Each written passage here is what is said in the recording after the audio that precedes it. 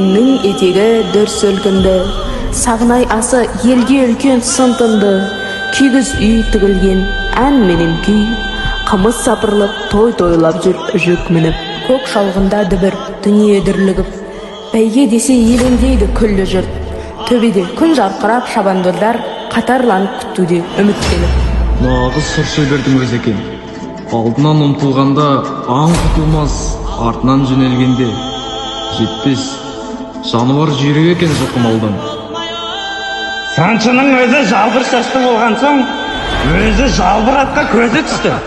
Құлагерді мақтады елге мәлім. Батыраштың бұлды көңіл халін сыншы сөзге, жүрекке тіккен тастап, үшін өртеп барады асыл жалын. Құлагер көк дауылдай күркірейді, қалған аттар шаң ішінде күңгірт күйді. Күн көкте, тұлпар жерде, от жүректе, бәйге емес бұл тағдырмен сайыс екен. Борап шапты құлагер ауға қарай. Топты жарып кетті бір самғағандай. Дауыс шықты, олды деп жан жағынан. Күйіп түсті үміттер, артқа қалмай. Тұлпардың шабысын көре алмай, күйіп түсіп жиналған іштар еді. Жетпесін, деді бірі іштен түйіп. Құлагер оса бізге не үміт?